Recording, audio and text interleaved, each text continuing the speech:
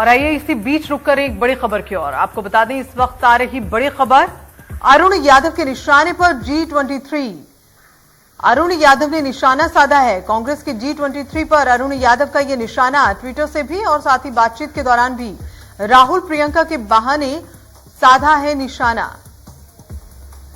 विरोधियों पर अरुण यादव का यह निशाना, कांग्रेस के G23 पर उन्होंने निशाना साधा है। संघर्ष के वक्त राहुल प्रियंका आगे रहे, ऐसा उनका मानना है। और अरुण यादव के निशाने पर G23 ट्विटर के माध्यम से ये निशाना साधा है, ट्वीट किया है बाकायदा। बातचीत के दौरान भी ये तमाम बातें कही हैं। G23 जो खास तौर पर अगर कह लीजिए कि निशाने पर रहा, राहुल प्रियंका के बहाने उन्होंने निशाना साधा है। विरोधियों पर अरुण यादव का ये निशाना। तो संघर्ष का वक्त है, ऐसे में राहुल प्रियंका आगे रहे, ऐसा उन्होंने कहा है अरुण यादव ने, जिनके निशाने पर G23। कांग्रेस के G23 पर उन्होंने निशाना साधा है अरुण यादव ने, और उन्होंने कहा है कि राहुल और प्रियंका के बहाने दरअसल उन्होंने ये निशाना साधा है। ट्विटर के माध्यम से उन्होंने ये अपनी बात कही है। अपनी बात को कहते हुए उन्होंने संघर्ष के वक्त की बात की है, जिसमें संघर्ष के वक्त में राहुल प्रियंका आगे रहे।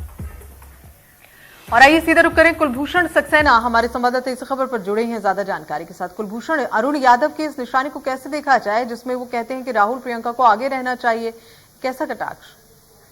बिल्कुल, यहाँ पे जिस प्रकार से पूर्व केंद्रीय मंत्री अरुण यादव ने ट्वीट किया है और उनका कहना है कि एक के बाद एक ट्वीट कर G23 नेताओं पर किए सवाल राहुल गांधी और प्रियंका गांधी के बहाने विरोधियों को उन्होंने घेरा है।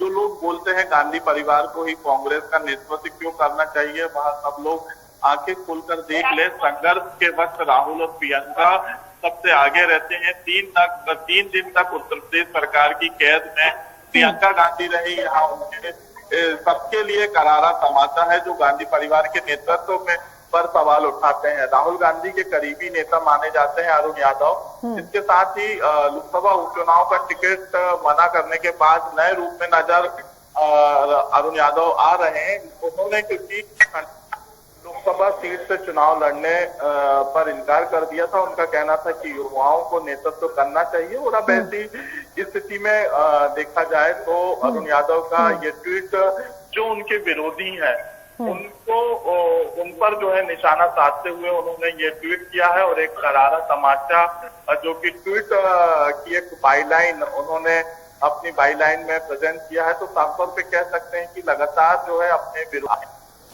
लेकिन इन विरोधी में कुलभूषण देखा जाए तो अपने ही लोगों पर निशाना साध रहे हैं। क्या बताना चाह रहे हैं, क्या मंशा है?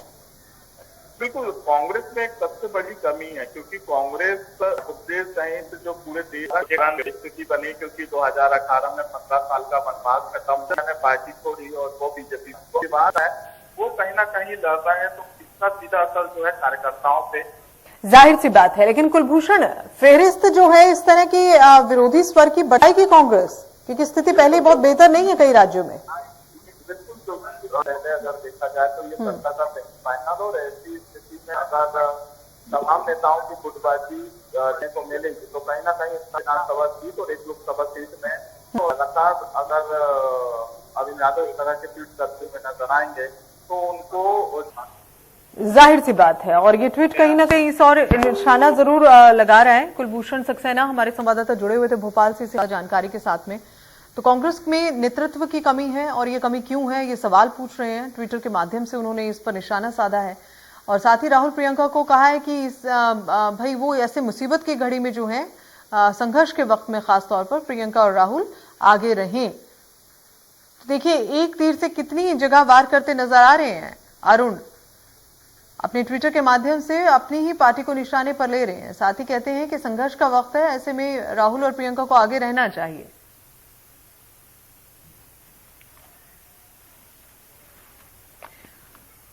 तो अरुण यादव, जिनके ट्विटर को आप देख रहे हैं, जिनके इस ट्वीट को आप देख रहे हैं, और वो ये कह रहे हैं कि नेतृत्व पर सवाल जो नेतृत्व पर देखिए सवाल कई लोगों ने इस बीच में उठाया था। और योगेश गुप्ता, कांग्रेस प्रवक्ता जो है हमारे साथ में जुड़ गए हैं। योगेश जी, कैसे देख रहे हैं इस ट्वीट को जो कि अरुण ने किया है? अरुण यादव जी हमारे कांग्रेस के वरिष्ठ नेता है, और उन्होंने जो भी बात अपने ट्वीट में नोटिफाई की है वो एकदम सत्य है। राहुल गांधी, प्रियंका गांधी जी का संघर्ष आज देश में छुपा नहीं है, चाहे वह लॉकडाउन के दौरान मजदूरों के पलायन के समय हो, या हाथरस बलात्कार कांड को लेकर हो, या कृषि संगठनों के आंदोलन को लेकर हो, और हाल ही में जो लखीमपुर किसानों की हत्याकांड के मामले में जिस प्रकार से निडरता से निर्भय होकर प्रियंका जी और राहुल जी ने स्टेप उठाए, वो पूरे देशव्यापी सब विदित है। तो राहुल जी के नेतृत्व पे और प्रियंका जी के नेतृत्व, लेकिन योगेश जी, इस बात को तो आप मानते हैं ना, इस बात को आप मानते हैं कि आपकी पार्टी के भीतर अब कई लोगों के जो स्वर हैं वो थोड़े विरोधी भी नजर आ रहे हैं, चाहे उसमें कपिल सिब्बल का आप जिक्र कर लें, चाहे अन्य कई नेताओं का आप जिक्र कर लें। तो इस तरह की गाहे बगाहे, इस तरह की जो ये बयानबाजियां कहीं ना कहीं पार्टी की छवि को खराब कर रही हैं। इस और ध्यान देने की जरूरत है कांग्रेस प्रेमी को।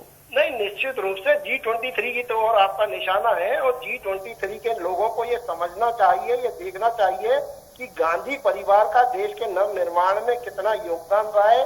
शहादत दी है गांधी परिवार ने, और इन लोगों को कांग्रेस पार्टी ने भरपूर सहयोग किया है और पूरी तरह से ऑब्लाइज किया है हमेशा।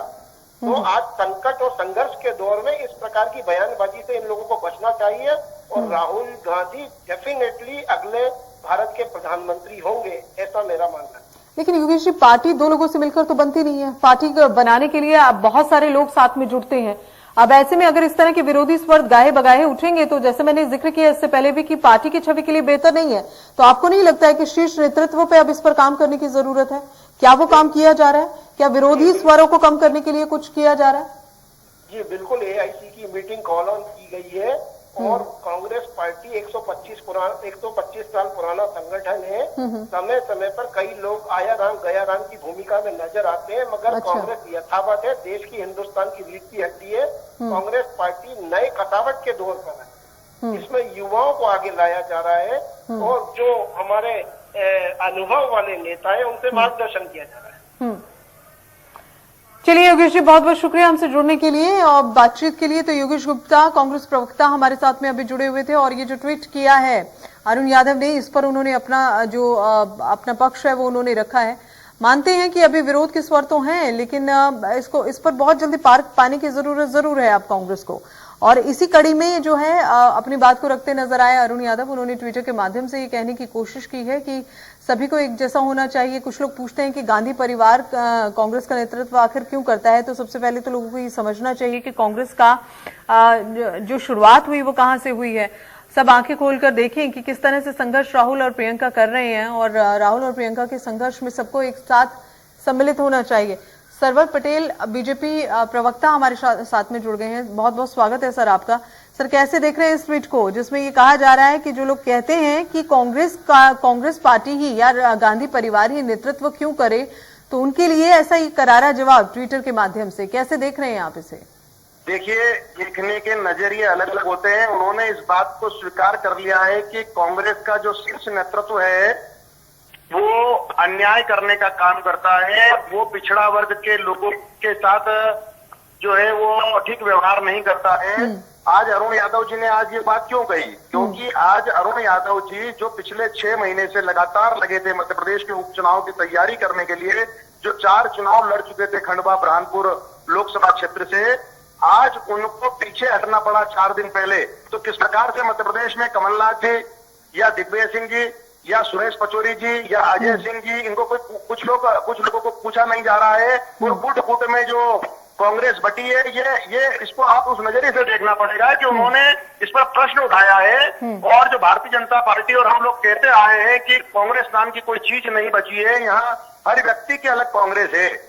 तो एक मोमेंट कोई राहुल जी अपने राजनीतिक फायदे के लिए उठा लेते हैं, एक मोमेंट प्रियंका जी पटेल जी क्या आपको लगता है इस तरह की टिप्पणियां या इस तरह की अंतरकलह और इस तरह की बयानबाजियां, जो कि कुछ दिन पहले कपिल सिब्बल दे रहे थे, मनीष तिवारी भी अक्सर देते हैं, और इस तरह की जो टिप्पणियां हैं वो कांग्रेस पार्टी के शीर्ष नेतृत्व पर ही सवाल कई उठा देती है, इससे आपको लगता है? बिल्कुल जी, इससे लगता है वाकई पार्टी की छवि जो है वो खराब हो जाएगी, और इस छवि को हर रोज दिखाने की जरूरत है जिसमें कांग्रेस जो है वो नाकाम हो रही है।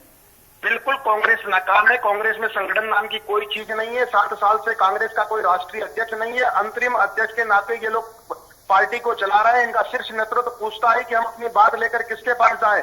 आपने कल आपके टीवी के माध्यम से मैंने देखा कि छत्तीसगढ़ के 40 विधायक 4 दिन तक दिल्ली में बैठे रहे, लेकिन उनसे कोई नेतृत्व में मिलने के लिए तैयार नहीं हुआ। इस प्रकार से ये अपने जो अनुभवी कार्यकर्ता है, जो प्रतिबद्ध कार्यकर्ता है, उनका अपमान करने का लगातार काम करते हैं। और इसी कारण से अरुण यादव जी जैसे जो अनुभवी नेता है, पिछड़ा वर्ग के कद्दावर नेता है मध्य प्रदेश के, उनको इस प्रकार का ट्वीट करके और अपनी पार्टी के लोगों पर प्रश्न उठाने का वो काम करते हैं। और भारतीय जनता पार्टी ये बात पहले से ही बोलती आ रही है कि कांग्रेस जो है वो अपने आप को समाप्ति की ओर है, इनको आत्मचिंतन का समय है, इनको आत्ममंथन करना चाहिए। लेकिन सवाल यहाँ ये उठता है कि आत्ममंथन करे कौन, आत्मचिंतन करे कौन, जो इनके अनुभवी और प्रतिबद्धता वाले। चलिए संदीप पटेल जी, वक्त चूंकि कम है पर आप जुड़े हमारे साथ, बहुत बहुत शुक्रिया हमारे साथ जुड़ने के लिए, इस पूरी बातचीत के लिए।